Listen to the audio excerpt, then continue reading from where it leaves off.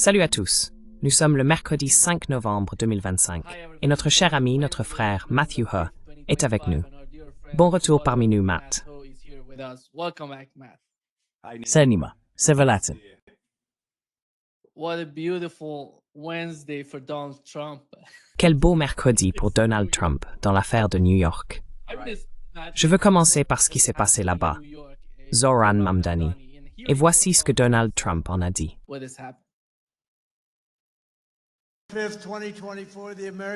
Le 5 mai 2024, le peuple américain a repris le contrôle de son gouvernement. Nous avons restauré notre souveraineté. Nous avons perdu un peu de souveraineté hier soir à New York, mais nous nous en occuperons. Ne vous en faites pas. Nous avons sauvé notre économie, retrouvé notre liberté, et ensemble, nous avons sauvé notre pays.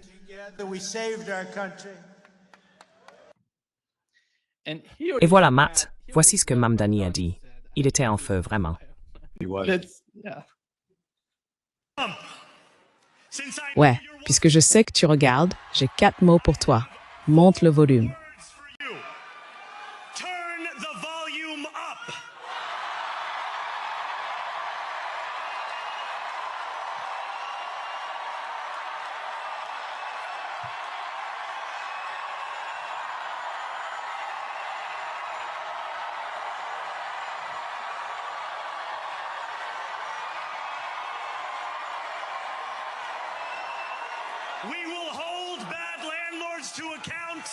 Nous tiendrons les mauvais propriétaires pour responsables, car les Donald Trump de notre ville sont devenus bien trop à l'aise à exploiter leurs locataires.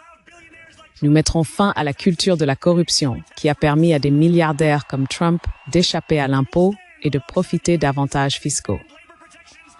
Nous nous tiendrons aux côtés des syndicats et renforcerons les protections des travailleurs, car nous savons, tout comme Donald Trump le sait, que lorsque les travailleurs disposent de droits inébranlables, les patrons qui cherchent à les extorquer deviennent bien petits en comparaison.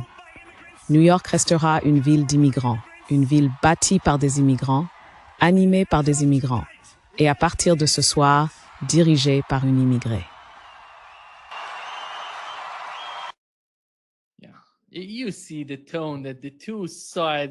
Oui, on peut voir le ton. Les deux camps se frappent très fort. Et Matt, qu'est-ce qui est en jeu ici pour le Parti démocrate et le Parti républicain? Donald Trump n'est pas content de la situation. D'un autre côté, Soros soutient d'une manière ou d'une autre Mamdani, et beaucoup de gens se posent des questions à ce sujet. De quoi s'agit-il exactement? Et tu sais, Obama était vraiment doué pour ce genre de choses, pour la façon dont il essayait de communiquer avec le public, avec la société. Quelle est ton opinion sur ce qui se passe dans l'affaire Mamdani à New York?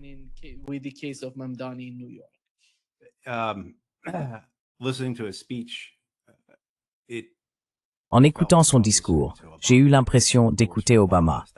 Et bien sûr, pour beaucoup d'entre nous, cela suscite de l'inquiétude, n'est-ce pas? Pas parce que nous sommes cyniques, mais sceptiques pour de bonnes raisons. Je pense que la première préoccupation est qui Mamdani va-t-il nommer à ses côtés? Qui va composer son équipe, n'est-ce pas? Je veux dire, comme on dit, votre personnel, c'est votre politique. Donc, les personnes qu'il placera à des postes de pouvoir dans toute la ville détermineront ce qui sera réellement mis en œuvre. Nous l'avons déjà vu avec son engagement à maintenir la commissaire de police actuelle, la fille de milliardaire, Tish. Donc déjà, cela inquiète les gens. Mais nous devons voir qui il nommera à ces postes. La manière dont il abordera ses premiers mois sera, je pense, déterminante pour le reste de son administration.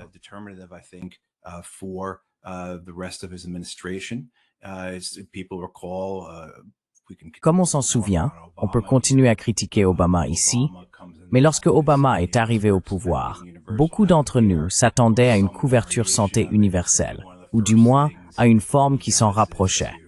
Et l'une des premières choses qu'il a faites a été d'annoncer que l'option publique, comme on l'appelait alors, n'était plus une option. Beaucoup d'entre nous ont été consternés en voyant les premières personnes qu'il a nommées à des postes de pouvoir.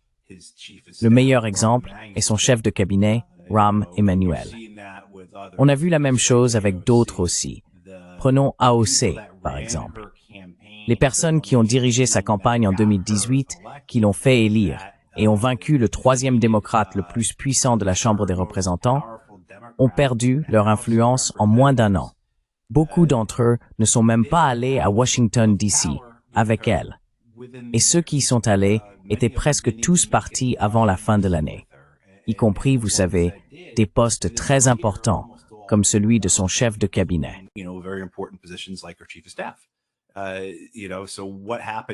Tu sais, qu'est-il donc arrivé à Knock Down the House? Si les gens s'en souviennent, c'était le documentaire que Netflix avait réalisé sur AOC et plusieurs autres candidats progressistes lors du cycle électoral de 2018. Et c'est ce qu'ils avaient promis de faire, renverser la Chambre. Eh bien, quand tu arrives et que tu renvoies tes incendiaires ou que tu ne les amènes même pas avec toi, il n'y a pas grand-chose qui va brûler. Donc, pour moi, c'est ça que j'ai envie de voir. Qui va-t-il mettre au pouvoir? Qui amène-t-il avec lui? Tu sais, pour revenir à tes remarques précédentes sur tout cela, Nima, tu as vu à la fois la réaction de Trump, mais aussi la foule des partisans de Mamdani, qui, sans surprise, sont enthousiastes à propos de sa victoire électorale.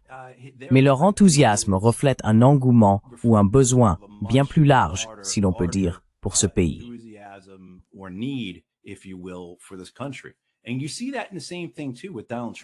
Et vous voyez la même chose avec Donald Trump. Même s'il a perdu quelques points d'approbation au cours des dernières semaines, il est descendu à environ 43%, ce qui n'est pas très différent de ses prédécesseurs, d'ailleurs. On observe toujours un grand enthousiasme au sein de sa base. La raison pour laquelle on voit cela des deux côtés, ces cas atypiques que l'on pourrait décrire comme ni républicains ni démocrates, si l'on veut vraiment, c'est que Trump, comme Mamdani, devrait probablement appartenir à des partis différents des partis républicains et démocrates. Mais à cause de ce duopole que nous avons, c'est simplement ainsi que les choses fonctionnent ici.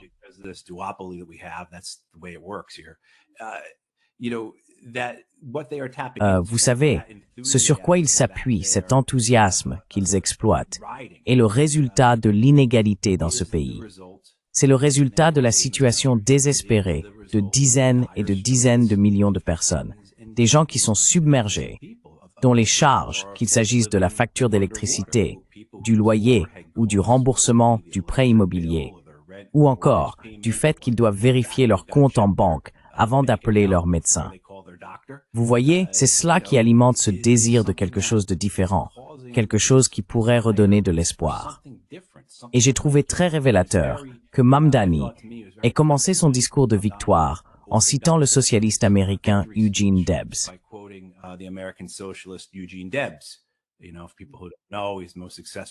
Vous savez, pour ceux qui ne le savent pas, il a été le politicien socialiste le plus réussi de l'histoire américaine. Il a reçu plus d'1 million de votes depuis sa cellule en 1916. Et vous savez, cette citation, pour la paraphraser, « Je vois dans cette aube une nouvelle lumière pour l'humanité ». Donc, même si je reste sceptique, je me rends aussi compte que nous avons aujourd'hui cette opportunité, à travers des figures comme Mamdani, de construire sur quelque chose dont, eh bien, on ne veut pas vraiment tirer profit. Peut-être devrais-je le dire autrement, nous avons cet élan, cette inertie, qui vient du fait que les gens souffrent, que les gens sont en difficulté, que, encore une fois, les gens sont submergés. Et on voit ces opportunités comme celles que Mamdani a su saisir à New York, qui donnent de l'espoir au reste du pays.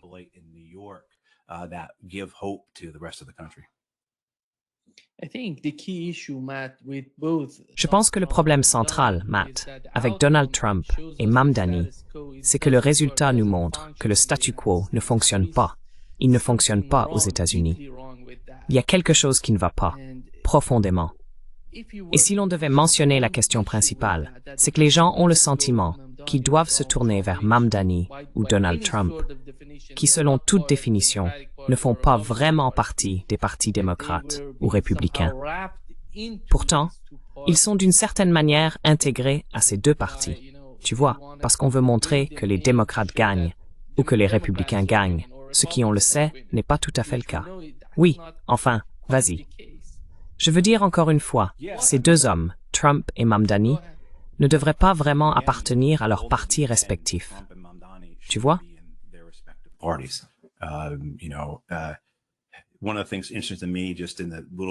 L'une des choses qui m'intéresse, d'après ce que j'ai pu lire sur les chiffres des sondages de sortie des urnes, c'est le taux élevé de vote que Mamdani a obtenu parmi les jeunes hommes.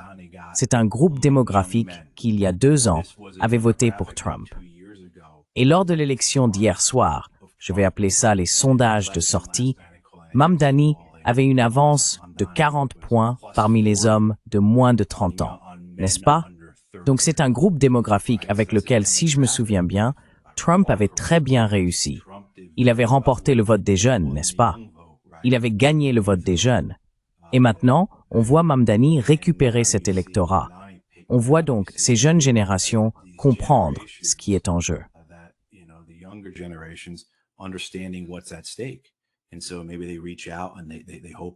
Et donc, peut-être qu'ils tendent la main, espérant que Trump changera les choses d'une manière ou d'une autre. Puis ils se rendent compte de leur erreur.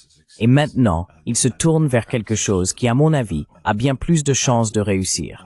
Ce type de plateforme socialiste démocratique. Mais ils voient clairement la nécessité d'agir. Ils savent qu'ils ne peuvent pas compter sur le statu quo. Ils savent qu'ils ne peuvent pas compter sur l'establishment. Il y a environ 1 an et demi, un grand sondage d'opinion publique auprès des jeunes générations aux États-Unis a révélé que les jeunes Américains considèrent les États-Unis comme un empire mourant dirigé par de mauvaises personnes.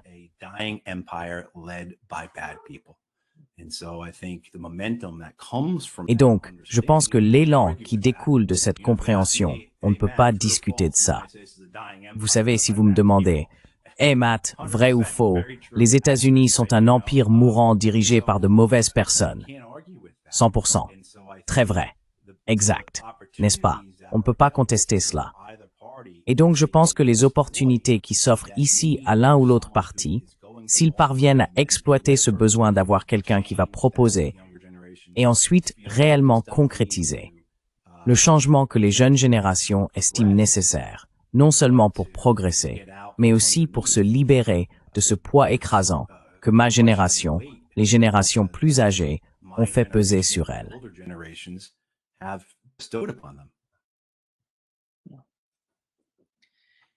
L'autre événement survenu le même jour où Mamdani a remporté l'élection à New York a été la mort de Dick Cheney. Il est décédé et beaucoup d'entre nous le considèrent comme l'architecte de la guerre en Irak. Vous en savez beaucoup à ce sujet. Vous avez beaucoup d'informations à ce propos. En ce qui concerne Dick Cheney, comment percevez-vous son importance dans ce qui s'est passé en Irak, dont tant de personnes ont souffert? Les Américains, comme les habitants du Moyen-Orient, ont tous deux souffert de ce qui s'est passé là-bas.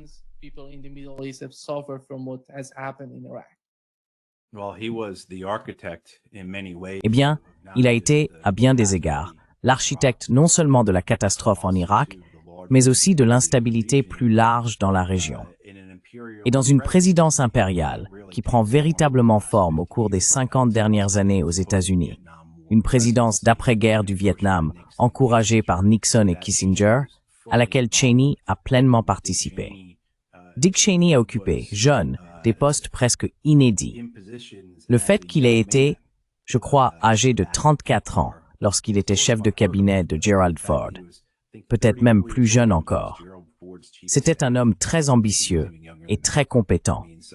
Et cela se voit tout au long de sa carrière, que ce soit dans ses fonctions à la Maison-Blanche sous Nixon et Ford, ou pendant son passage au Congrès dans les années 1980, où il a joué un rôle important, même en tant que jeune membre.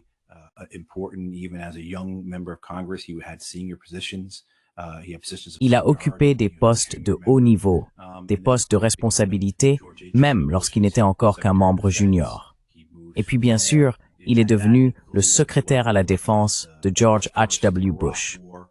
À partir de là, cela inclut la première guerre d'Irak, la guerre du Golfe Persique, comme on l'appelle ici aux États-Unis. Ensuite, il y a son rôle chez Halliburton, où il passe de l'autre côté de l'Empire, le côté corporatif de l'Empire américain. Tout culmine pour lui lorsqu'il devient sans doute le vice-président le plus puissant de l'histoire américaine et probablement aussi le plus impopulaire. D'après les archives, nous savons qu'il détient ce titre.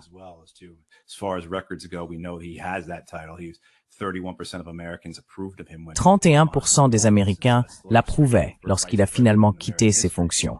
Et c'est le taux le plus bas jamais enregistré pour un vice-président dans l'histoire américaine. Mais son rôle, bien sûr, dans la guerre en Irak est probablement l'aspect le plus important ou le plus marquant de son héritage. Sa volonté de mentir avec autant d'agressivité à propos de la guerre, l'imprudence qui en découlait, cette totale insouciance à ce sujet. Il faut avoir le cœur bien noir pour mener une arnaque, un stratagème, une conspiration comme la guerre en Irak. Dick Cheney possédait cela. Et il a adopté cette image très tôt. On le décrivait comme une figure à la Darth Vader, et il l'a assumé. Il a même déguisé son chien en Darth Vader pour Halloween.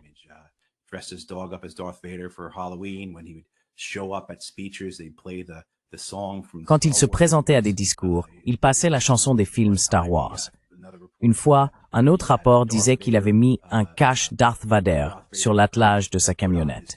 Je veux dire, c'est un homme qui assumait cela. Et vous savez, la ruine de tant de millions de personnes était quelque chose pour lequel il ne s'est jamais excusé et qu'il n'a même pas regretté. Il a dit, encore et encore, qu'il referait tout de la même manière. Et le fait qu'il ait pu vivre jusqu'à 84 ans sans aucune conséquence. Il a mené une vie pleine, confortable, remplie de richesses, de célébrités, de fortune et tout le reste, alors que tant de mes amis n'ont jamais eu la chance de vivre jusqu'à 84 ans. J'ai vu de nombreux Irakiens, des hommes, des femmes, des enfants, morts qui n'ont jamais eu la chance d'atteindre 84 ans.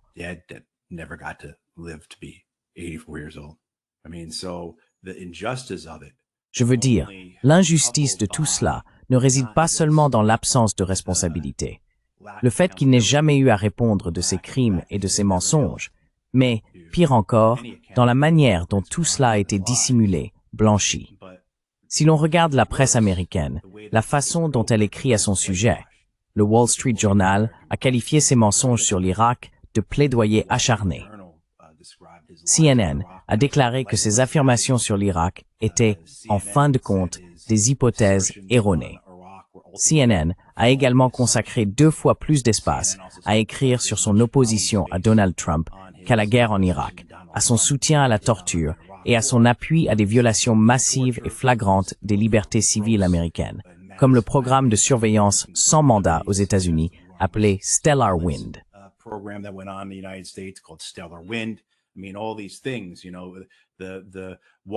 Je veux dire, toutes ces choses.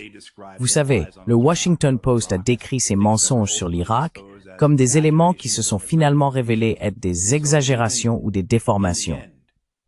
Donc même à la fin, après sa mort, un homme qui est clairement un criminel de guerre, détesté par la majorité du peuple américain, la presse américaine continue de le couvrir. La presse américaine continue d'écrire sa nécrologie avec des mots plutôt flatteurs. Et puis, bien sûr, on voit la réaction du Parti démocrate. On voit les déclarations de Bill Clinton, de Kamala Harris, de Joe Biden, faisant l'éloge de Dick Cheney, le qualifiant de bon Américain, d'homme d'État, en disant « Oh, nous avons peut-être été en désaccord ».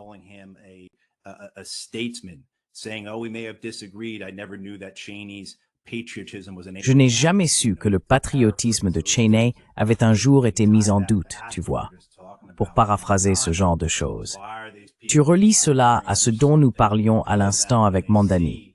Pourquoi ces gens réclament-ils autre chose alors qu'ils voient cet empire, alors qu'ils voient cette élite dirigeante s'extasier devant le criminel de guerre Dick Cheney, sans même avoir le courage, ou peut-être que ce n'est pas de courage qu'il s'agit.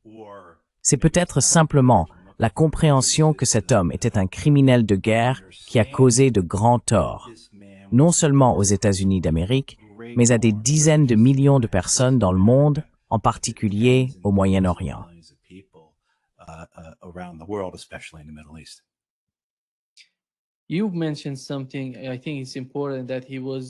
Tu as mentionné quelque chose. Je pense qu'il est important de rappeler qu'il a été, au moins, tu sais, si l'on considère la période allant de George H.W. Bush à Donald Trump, le vice-président le plus puissant et le plus influent de l'histoire récente des États-Unis. Et pourquoi cela? Quelle en était la raison? Parce que si l'on regarde l'administration Obama, l'administration Biden, les deux administrations Trump, on ne voit pas le vice-président détenir autant de pouvoir. C'était à cause de George W. Bush. Il a donné à Cheney ce type d'autorité. Parce que la politique étrangère, tu me corrigeras si je me trompe, la politique étrangère des États-Unis sous le jeune Bush a vraiment été définie et mise en œuvre par Dick Cheney. Je ne vois pas beaucoup de Bush lui-même dans ses politiques. Pourquoi selon toi?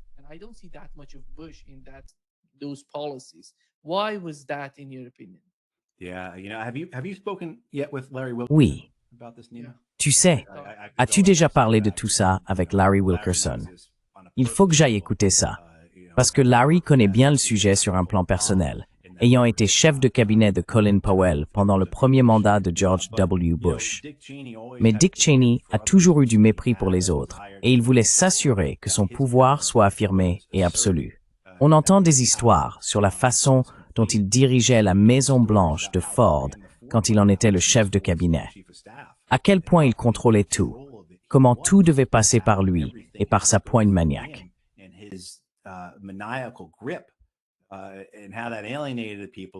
Et bien sûr, cela a aliéné des gens. Mais vous savez, pour Cheney, ce fut un succès. Il existe des témoignages à son sujet lorsqu'il était secrétaire à la Défense dans l'administration de George H.W. Bush, où il punissait rapidement ceux qui sortaient du rang ou ne faisaient pas exactement ce qu'il voulait, d'une manière que beaucoup jugeaient inappropriée pour un membre du cabinet.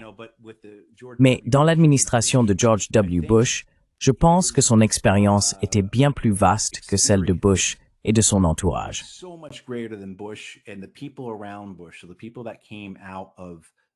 Ainsi, les personnes issues du bureau du gouverneur Bush, de sa campagne et d'autres membres de son équipe étaient, disons, de petites ligues, si l'on peut dire, comparées à celles qui entouraient Cheney, sans même parler des ambitions et des désirs personnels de Cheney. Il y a cette histoire selon laquelle Dan Quayle, qui était le vice-président de George H.W. Bush, aurait dit à Dick Cheney quelque chose comme « J'espère que tu apprécieras d'aller à des funérailles » ou quelque chose du genre. Et Cheney aurait répondu « Ce n'est pas comme ça que je vais faire ». Il arrive donc non seulement avec un désir personnel de contrôle, mais aussi avec une forme de mégalomanie.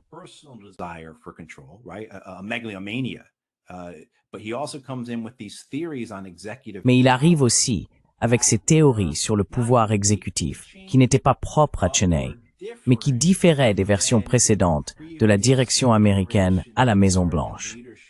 En particulier, sa conviction en ce qu'on appelle la théorie de l'exécutif unitaire. Il avait également sa propre vision de la vice-présidence, puisque le vice-président est mentionné dans la Constitution à la fois comme un membre de l'exécutif et comme un membre du Congrès, car le vice-président est le président du Sénat des États-Unis. Cela signifiait, selon lui, que la surveillance exercée par le Congrès ne s'appliquait pas à lui dans un sens exécutif. N'est-ce pas? Ainsi, lorsque le Congrès, le pouvoir législatif, pouvait affirmer « Nous avons un pouvoir de contrôle sur l'exécutif », Dick Cheney répondait « Non, vous ne l'avez pas. Je suis membre du Congrès. Vous n'avez aucun contrôle sur moi de cette manière. »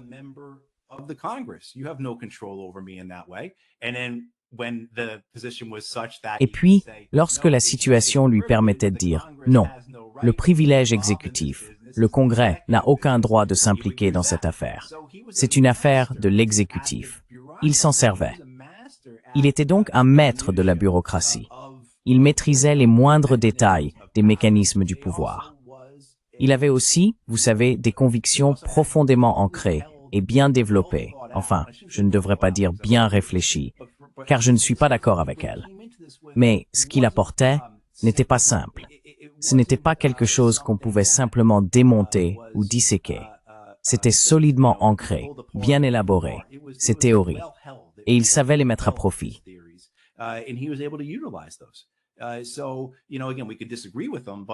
Donc, vous savez, encore une fois, On peut être en désaccord avec lui, mais il faut reconnaître qu'il n'est pas arrivé là-dedans à moitié préparé. Il n'est pas venu sans préparation, ou simplement après avoir lu l'article Wikipédia sur les principes de l'exécutif unitaire. Vous voyez, le pouvoir, n'est-ce pas?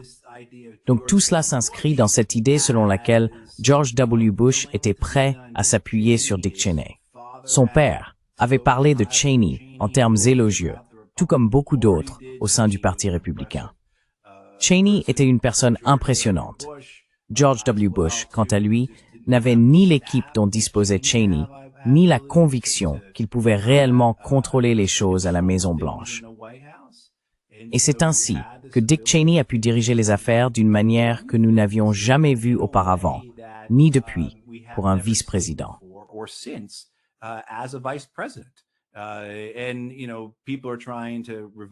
Et vous savez, les gens essayent de réviser cela maintenant, et certains disent que non, ce n'est pas vraiment le cas.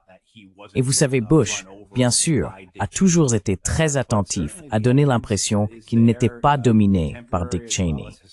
Mais certainement, les preuves existent, contemporaines comme historiques. C'est ainsi que nous l'avons compris au moment où cela se produisait, et je n'ai rien vu depuis qui m'ait vraiment fait changer d'avis. Mais Dick Cheney était une figure impressionnante en soi. Je ne crois pas, vous savez, en un enfer, mais s'il en existait un, j'imagine qu'il y serait. Cela dit, il faut reconnaître le mérite là où il est dû. Dick Cheney était un homme qui savait ce qu'il voulait, et il l'a saisi.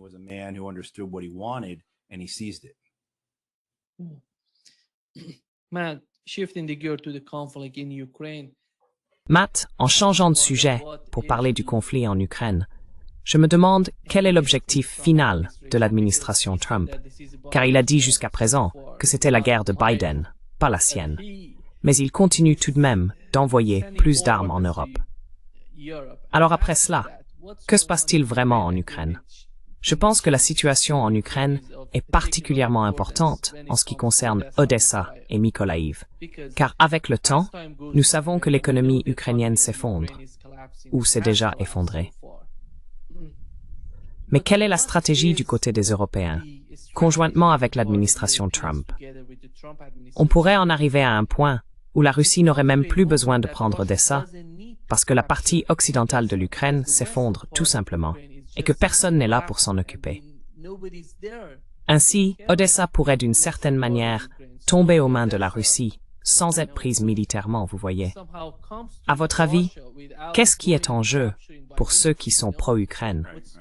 Ceux qui veulent sincèrement quelque chose de meilleur pour l'Ukraine, si c'est vraiment leur objectif principal.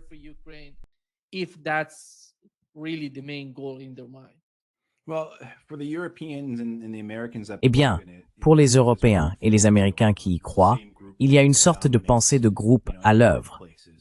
C'est le même type de pensée de groupe qui domine dans les milieux professionnels ou les institutions éducatives, où les gens sont incapables de penser en dehors du récit déjà établi, que ce soit parce qu'ils en sont simplement incapables ou parce qu'ils ont des biais extrêmement marqués. Tout le monde porte des œillères, incapable de voir au-delà de ce qui confirme sa propre réalité. Ou bien, ils ont peur de contrarier le patron, peur d'être l'exclu. Vous savez, la pensée de groupe a joué un rôle évolutif dans notre formation en tant qu'individu et en tant que société.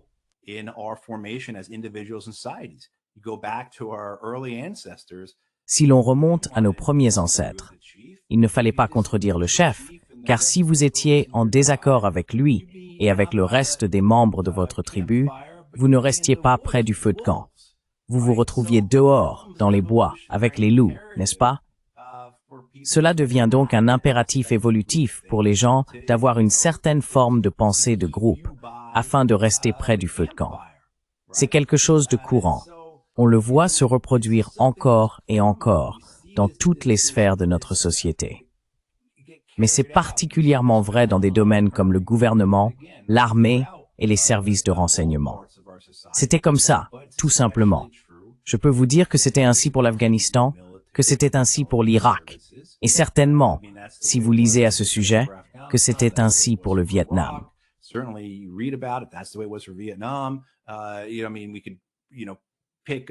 Tu sais, je veux dire, on pourrait choisir 1 million de choses différentes.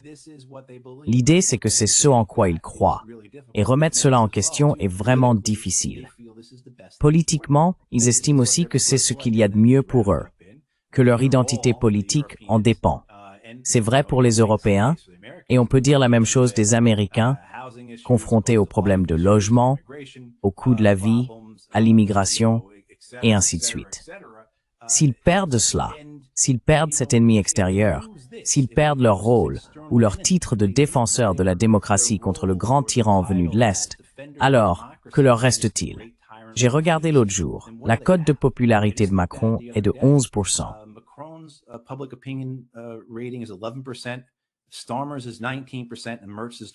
Scholz est à 19% et Merkel à 25%. Je veux dire, donc s'ils perdent cela, que leur reste-t-il? S'ils perdent le militarisme, ils perdent les tambours de la guerre. Qu'est-ce qui va empêcher ce petit pourcentage de la population qui les soutient de les abandonner complètement? C'est leur peur. Et ils sont incapables de voir les choses autrement. De se dire, eh bien, et si j'abandonnais cela? Et si je disais à mon peuple, vous savez, il est mauvais pour nous de poursuivre ces politiques de guerre. Il est mauvais pour nous de mener cette guerre par procuration. Il est mauvais pour nous d'emprunter cette voie du militarisme. Nous devons nous concentrer sur nous-mêmes. Nous devons prendre soin de nous. Plutôt que d'investir dans une guerre par procuration en Ukraine, nous devons investir en nous-mêmes, dans nos institutions, nos infrastructures, notre peuple.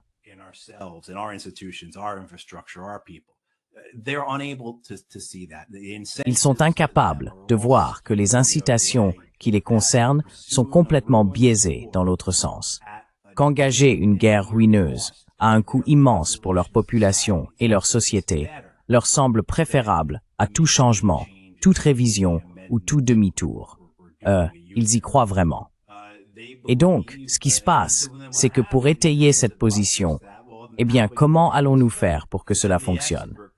Alors les experts interviennent, qu'ils viennent de groupes de réflexion, de plateformes médiatiques ou qu'ils portent l'uniforme. Ils présentent leurs arguments. Eh bien, vous savez, Monsieur le Premier ministre, Monsieur le Chancelier, Monsieur le Président, ce qu'il faut faire, c'est maintenir l'économie ukrainienne à flot. Il faut s'assurer que nous obtenions ces dizaines de milliards de dollars.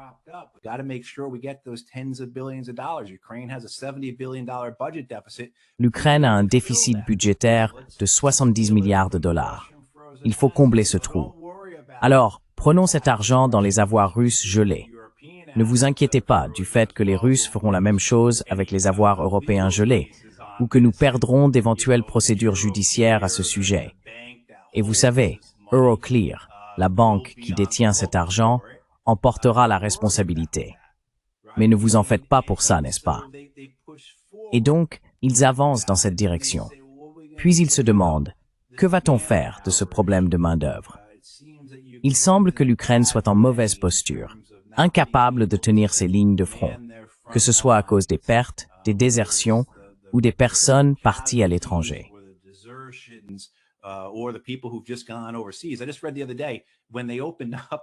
J'ai lu l'autre jour que lorsque l'Ukraine s'est ouverte, Nima, ces jeunes hommes ont de nouveau été autorisés à voyager à l'étranger. Quand cela s'est produit il y a quelques mois, environ 100 000 d'entre eux sont partis. Et ils ne sont pas revenus. Tu vois ce que je veux dire? Alors, que peut-on faire à ce sujet? Eh bien, c'est là que les Européens et les Américains interviennent. J.D. Vance insistait beaucoup là-dessus, Lindsey Graham et d'autres aussi. Ils disent, il faut simplement commencer à enrôler les jeunes de 18 ans. Pour ceux qui ne le savent pas, la conscription en Ukraine commence à 26 ans. Donc, les 18 à 25 ans ne sont pas appelés. Il y a là une demi-génération entière, prête à être envoyée au front. C'est leur logique derrière tout ça. C'est ainsi qu'ils maintiennent la situation, dans la croyance qu'il y aura toujours une arme miracle, une arme prodigieuse et nishtaporipur.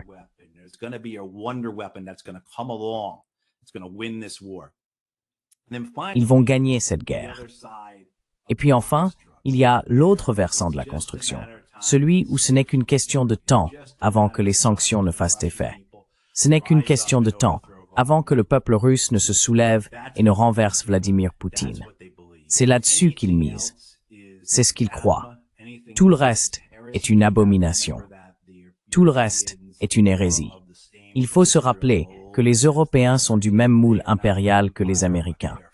Ils ne sont pas l'Empire, mais ils sont les premiers parmi les vassaux. Et ils voient là une manière de contribuer à l'Empire américain à leur façon, n'est-ce pas? C'est leur chance de remporter la victoire pour l'Empire. On peut voir tout cela à l'œuvre. Et je pense que pour l'administration Trump, vous savez, nous parlions de Mamdani tout à l'heure.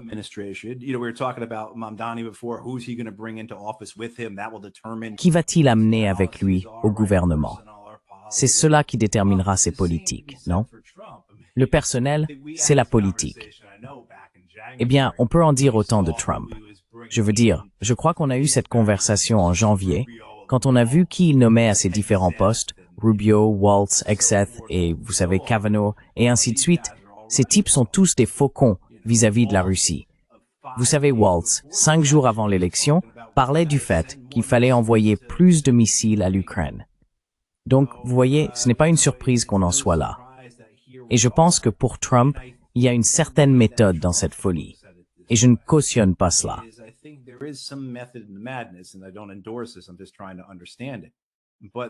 J'essaye simplement de comprendre. Trump ne voit pas cela comme un retrait de l'Europe, ni comme une dissociation ou une rupture des liens avec l'Europe, mais plutôt comme une manière d'utiliser l'Europe plus efficacement, de l'utiliser de façon plus substantielle, pour que l'Europe ne soit pas seulement un tampon dans une future guerre contre les Russes ou auparavant contre l'Union soviétique, mais qu'elle devienne en réalité l'instrument de la guerre. Donc, si vous ne pouvez pas vous retirer, si vous ne pouvez pas obtenir la paix que vous recherchez, alors vous resterez en guerre avec la Russie. Et ce ne sont pas les Américains qui devraient s'en charger, ce sont les Européens. Cela devrait être fait par les Européens. Le coût devrait d'abord venir d'eux.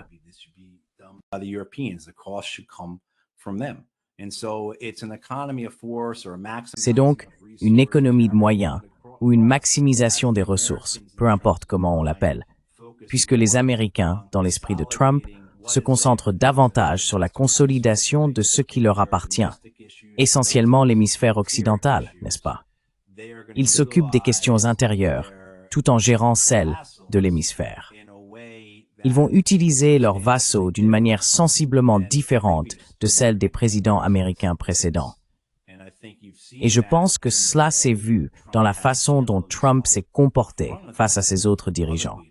Si vous vous souvenez, lorsque les chefs d'État, accompagnés d'Ursula von der Leyen, sont venus à Washington, D.C., c'était en septembre, je crois, quand Zelensky est venu après la rencontre de Trump avec Vladimir Poutine, et la manière dont il les a disposés devant son bureau.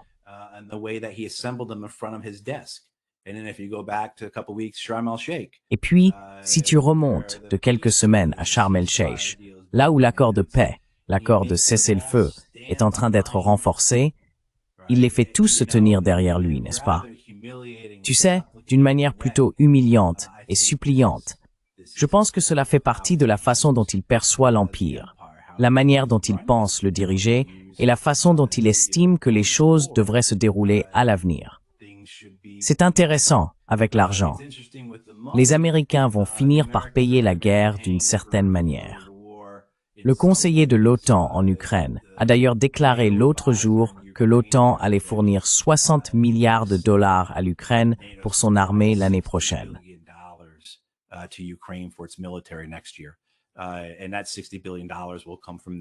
Et ces 60 milliards de dollars viendront de l'OTAN.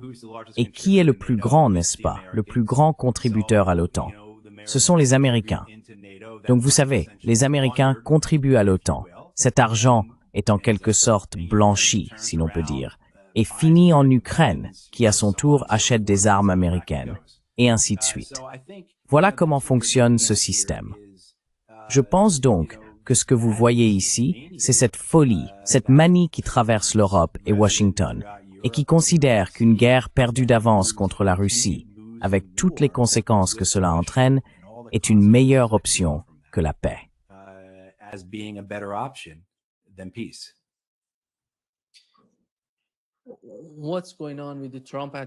Ce qui se passe avec l'administration Trump, Matt, est un énorme désordre à mon avis. L'un des problèmes, c'est que Rubio est à la fois secrétaire d'État et conseiller à la sécurité nationale. Comment est-ce possible?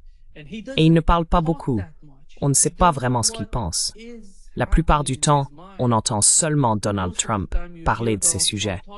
C'est un peu bipolaire, tu vois, à droite, à gauche, et personne ne sait ce qui se passe avec Donald Trump. À chaque fois, il sort une nouvelle rhétorique. Aujourd'hui, il négocie avec les Russes sur le contrôle des armements. Demain, il parle de tester des bombes nucléaires. C'est incroyable ce qui se passe.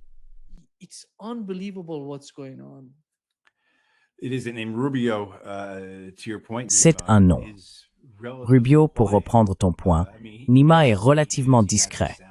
Je veux dire, il fait ses discours, il a ses petites phrases, d'accord, mais pas de manière substantielle, qui permettent de comprendre sa vision du monde. Tu sais, je ne connais aucun document de politique publique que nous pourrions lire, et qui nous expliquerait « Voici la vision de Rubio sur la politique étrangère américaine ». Je ne le connais pas dans le sens où l'on connaîtrait un Kissinger, un Baker, un Powell, ou, que Dieu m'en garde, un Blinken, n'est-ce pas? Au moins, on comprenait plus ou moins leur vision du monde dans un cadre autre que je suis un cubano-américain de Floride et cela détermine mes actions. Cela semble être la voie de Rubio. Je veux dire, c'est clairement un néoconservateur.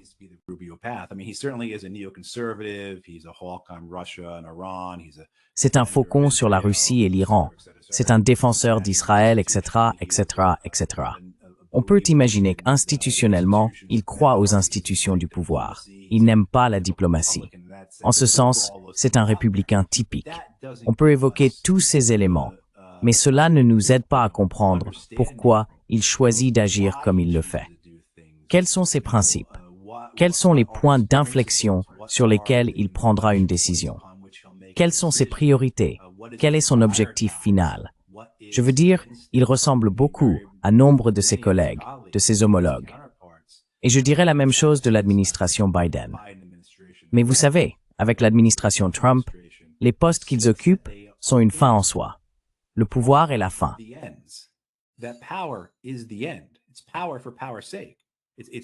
C'est le pouvoir pour le pouvoir. Ce n'est pas que les postes qu'ils occupent, être secrétaire d'État par exemple, soient des moyens pour faire A, B et C, n'est-ce pas? Non, je pense que pour Marco Rubio, il a certainement des objectifs que nous comprenons. Il aimerait voir Maduro dans une prison américaine et Chevron prendre le contrôle du pays. Il aimerait voir Cuba rendu aux casinos américains et aux industries agricoles. Vous savez, ce genre de choses, nous les connaissons, mais c'est assez basique. Nous ne le comprenons pas mieux, comme je le souhaiterais. Et encore une fois, comme beaucoup de ses prédécesseurs, nous pouvions comprendre ce qu'ils allaient faire ou ce qu'ils voulaient parce qu'ils l'avaient déjà exprimé auparavant.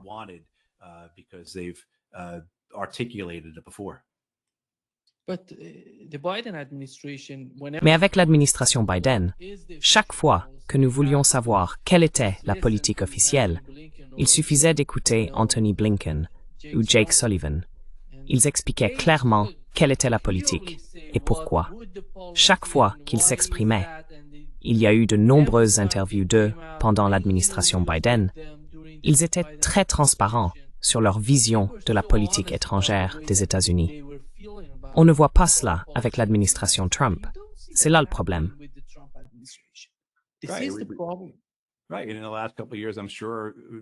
Exactement. Et ces dernières années, je suis sûr qu'il y aura une interview avec Blinken, pas Biden, mais Blinken, Sullivan ou d'autres, dont nous aurions ensuite discuté dans cette émission. Vous savez, Sullivan publiait un livre blanc ou un document de politique, et c'était quelque chose de substantiel. C'était un texte qu'on pouvait examiner et dire « Voilà ce que les Américains veulent faire à propos de la Chine ».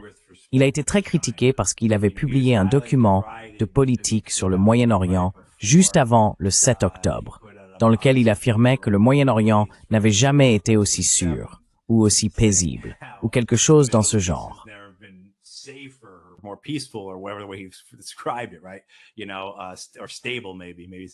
Tu sais, ou stable. Peut-être que le Moyen-Orient n'a jamais été aussi stable qu'il l'est en ce moment. Mais au moins, il y avait cet effort. Il y avait quelque chose de concret que l'on pouvait examiner et dire « Voilà comment Jake Sullivan voit le monde. Voilà ce qu'il comprend de la situation et voilà ce qu'il compte faire en tant que conseiller à la sécurité nationale. » Exactement. Pour en revenir à ton point, nous n'avons pas cela avec Marco Rubio. Le fait qu'il occupe les deux postes, secrétaire d'État et conseiller à la sécurité nationale, le premier Américain à le faire depuis Henry Kissinger. Et Kissinger, qui est en enfer avec Dick Cheney en ce moment, on peut dire la même chose de lui.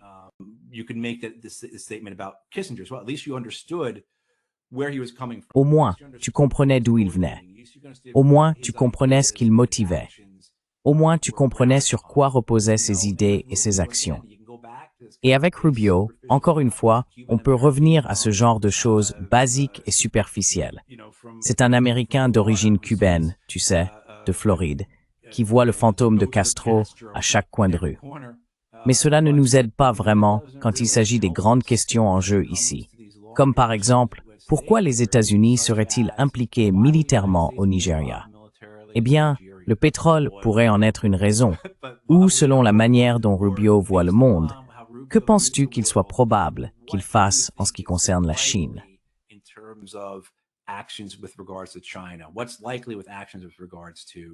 Qu'est-ce qui est probable en termes d'action à l'égard de la Russie? Qu'est-ce qui est probable concernant la Turquie ou l'Indonésie ou n'importe quel autre pays? Choisis-en un. Une partie de cela peut être plus compliquée, Nima, à cause de qui est son patron, n'est-ce pas? En un sens, c'est difficile. On peut presque éprouver de l'empathie pour Rubio. Quand ton patron établit chaque jour sur Truth Social une nouvelle ligne directrice de politique étrangère américaine qui contredit souvent celle qu'il a publiée un jour ou deux plus tôt, il devient assez difficile de faire entendre ta propre vision. Mais c'est à peu près la seule raison pour laquelle on pourrait ressentir un peu d'empathie pour Marco Rubio.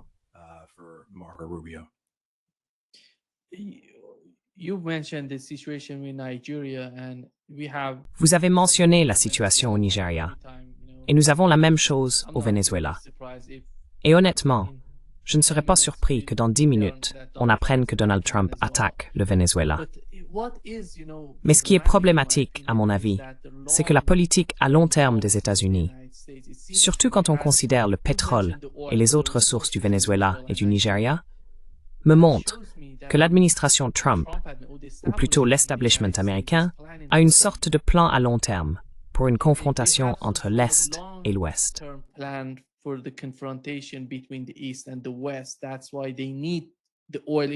C'est pourquoi ils ont besoin du pétrole du Venezuela et du Nigeria pour contrôler le marché de l'énergie, pour obtenir d'une manière ou d'une autre le soutien nécessaire afin de s'en prendre à la Chine et à la Russie, peut-être même pour provoquer une guerre encore plus vaste entre l'Est et l'Ouest.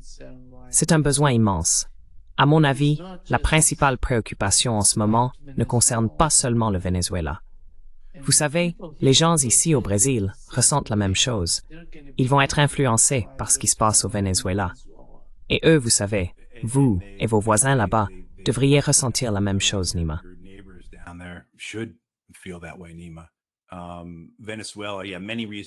Le Venezuela. Oui, il y a de nombreuses raisons expliquant pourquoi il y a un changement de régime. Tout comme il y a des raisons pour lesquelles, je pense j'ai vu que le bateau numéro 17 avait été détruit. Des personnes exécutées extrajudiciairement par le gouvernement américain une fois de plus. Je crois que cette fois, c'était dans le Pacifique, jusqu'à la côte mexicaine. Et puis, nous avons eu des rapports cette semaine indiquant que les États-Unis envisagent ou préparent, selon, je suis désolé, NBC News, une action militaire au Mexique. Vous savez, et cela s'inscrit dans la continuité des politiques de sécurité intérieure de Stephen Miller. Donc ce que nous avons essentiellement, c'est Marco Rubio et le président qui plaident pour un changement de régime, et Stephen Miller qui soutient que nous devons détruire ces bateaux qui arrivent afin de protéger le territoire américain. que cela fait partie intégrante de nos opérations visant à purifier, si l'on peut dire, en arrêtant, détenant, humiliant, battant, appauvrissant, en fin de compte, des millions de personnes.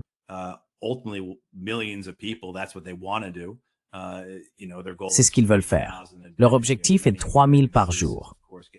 Bien sûr, de nombreux citoyens américains se retrouvent également entraînés là-dedans. Mais cette criminalité doit être intégrée à nos efforts dans l'hémisphère. On ne peut pas séparer ces deux aspects. Si les immigrés, la drogue, la criminalité et tout ce qu'ils apportent avec eux arrivent, alors nous devons les intercepter. Nous devons les arrêter.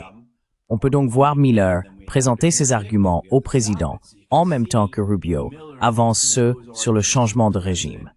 Et puis, il y a des gens comme Sebastian Gorka, n'est-ce pas, qui font partie du lot.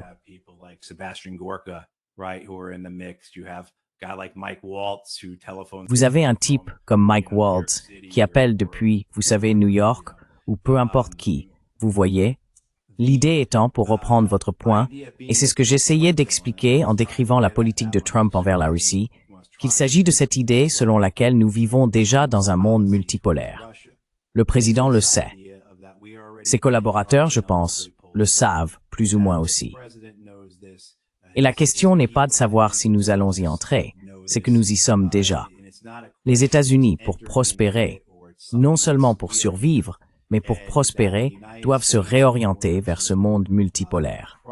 Donc l'idée, encore une fois, comme je le disais à propos de la Russie, c'est laissons les Européens gérer les Russes, mais dépensons le moins de ressources possible dans ce combat.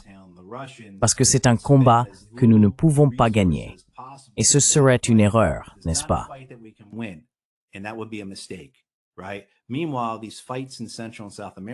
Pendant ce temps, ces conflits en Amérique centrale et en Amérique du Sud, que nous devons renforcer, contrôler et consolider si nous voulons affronter ces autres puissances à travers le monde. Je ne pense pas que la structure que nous envisageons, NIMA, ressemble à ce que nous avons connu au cours des 100 et quelques dernières années d'État-nation. Ce sera, je pense, bien plus que cela. Bien sûr, il y aura des nations dirigeantes, des nations puissantes, la Chine, la Russie, l'Inde, d'autres encore, tu sais, qui seront des nations dominantes, des nations de premier rang, peu importe comment on les appelle. Mais il y aura aussi des blocs et des alliances, certains permanents et d'autres plus flexibles. Et cette nation ou cet empire devra être capable de gérer cela.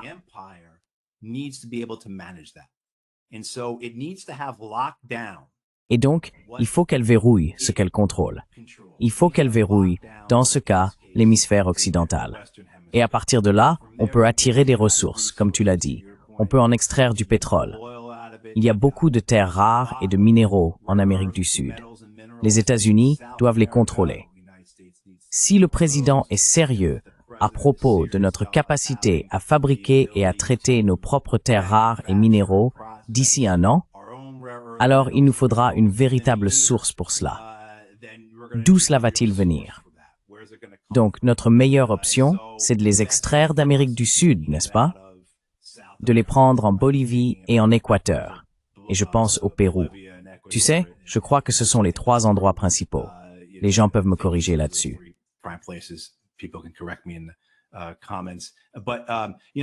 Mais vous savez, je veux dire cette idée de réorienter, redimensionner, remodeler, rajeunir, réimaginer, peu importe comment on veut le dire, l'empire américain pour faire face non seulement au monde qui vient, mais aussi à celui d'aujourd'hui.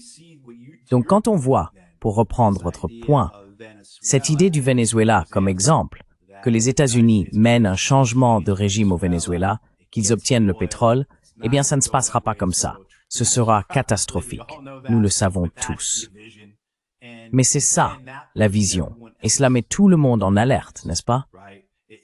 Cela avertit les autres nations que les Américains nous feront ce qu'ils ont fait aux Vénézuéliens, aux Irakiens, aux Afghans, aux Syriens, aux Libyens, et ainsi de suite. Ce qu'ils ont fait à tous nos voisins d'Amérique centrale dans les années 1970 et 1980. Ils nous feront la même chose.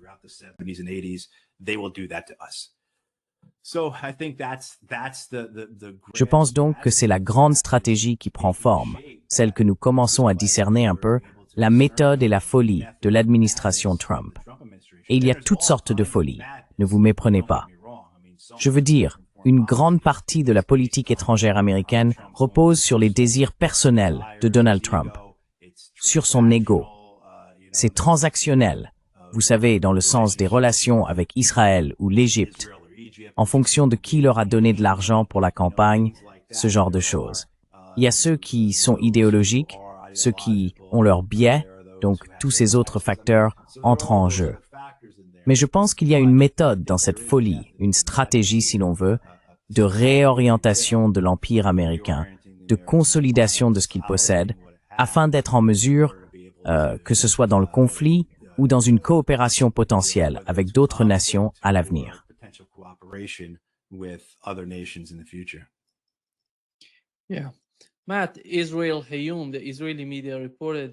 Oui, Matt, Israel Hayom, un média israélien, a rapporté que Benjamin Netanyahou avait tenu une réunion avec des hauts responsables de la sécurité pour procéder à une évaluation opérationnelle concernant l'Iran et le Hezbollah. Ce qu'ils ont rapporté sur la chaîne israélienne 15, c'est que le Hezbollah retrouve de la force et qu'il n'est plus dans la même position qu'après l'assassinat. Ce qui me vient à l'esprit, c'est qu'ils préparent une attaque et qu'ils construisent leur rhétorique avant de passer à l'action. Et pendant que le cessez-le-feu, le soi-disant cessez-le-feu, est en place, du moins selon la vision de Donald Trump, la situation en Cisjordanie et à Gaza, ainsi que les nouvelles attaques qui se profilent, correspondent, à mon avis, à ce type de rhétorique. Quelle est ta compréhension de ce qui se passe là-bas? What is your understanding of what's going on there? Oui, je veux dire, il y a aussi eu des reportages dans les médias irakiens, selon lesquels Pete Hegseth, le secrétaire américain à la guerre, aurait parlé au premier ministre du Soudan en Irak et mentionné une grande opération militaire à venir. Et de quoi il s'agit? Eh bien, les Irakiens n'ont pas pu le dire. Mais cela pourrait être le Liban, cela pourrait être l'Iran. N'est-ce pas? Cela ne semble pas être la Syrie, car le chef d'Al-Qaïda de Damas, Al-Shara, sera à Washington, D.C., la semaine prochaine, le 10 novembre, qui est le 250e anniversaire du corps des marines des États-Unis. Et c'est ainsi que Donald Trump va le célébrer en recevant le chef d'Al-Qaïda Al-Shara à la Maison-Blanche, n'est-ce pas?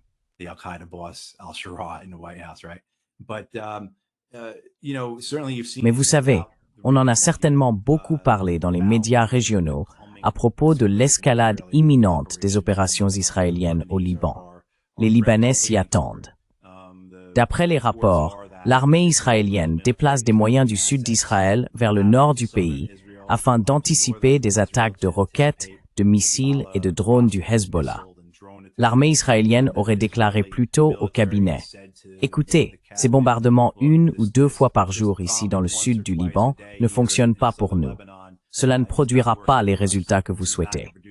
Nous devons mener une opération complète. » Je pense que l'image que cela renvoie, la dimension politique de tout cela, la direction israélienne dit « Nous avons eu un cessez-le-feu pendant 1 an. Le Hezbollah est toujours là. Nous n'avons pas atteint nos objectifs. Nous devons montrer au peuple israélien que nous sommes sérieux. »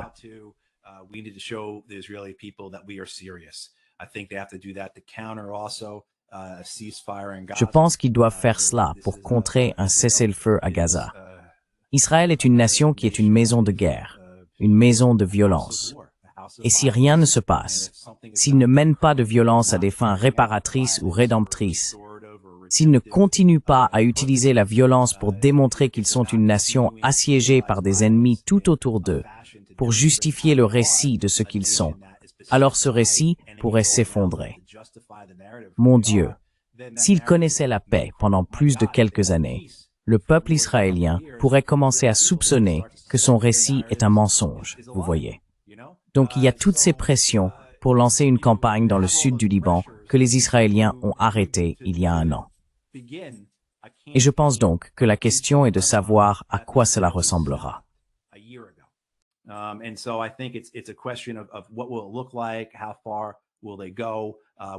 Jusqu'où iront-ils? Vont-ils simplement bombarder à tout va des cibles à travers le Liban et prétendre qu'elles sont toutes du Hezbollah? Vous savez, nous avons détruit cet immeuble, tué la grand-mère et ses 4 petits-enfants parce qu'ils cachaient des roquettes Katyusha sous le berceau du bébé, ou quelque chose comme ça. Est-ce qu'ils vont refaire? Ou vont-ils tenter une nouvelle invasion? Je veux dire, nous verrons bien. Nous ne savons pas. Et puis, il y a la question de l'Iran. Bien sûr, ce que disent les Iraniens, ils semblent s'attendre à la guerre. Les déclarations de Khamenei cette semaine, vous savez, ils ne reculent pas. L'analyse, les commentaires depuis des mois ici aux États-Unis, c'est qu'une nouvelle frappe israélienne contre l'Iran se prépare. Rien ne me permet de dire que ce ne sera pas le cas.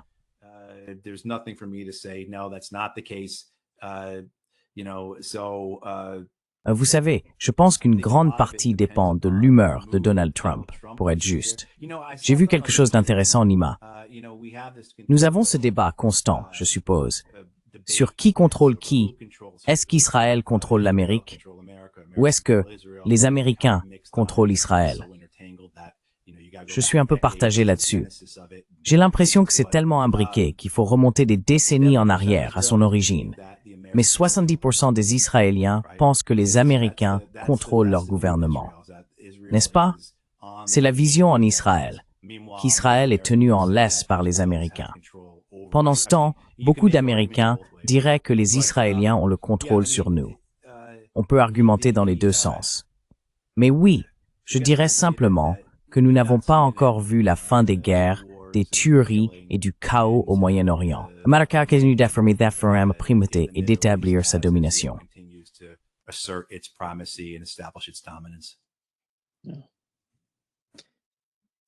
Merci beaucoup, Matthew, d'être avec nous aujourd'hui.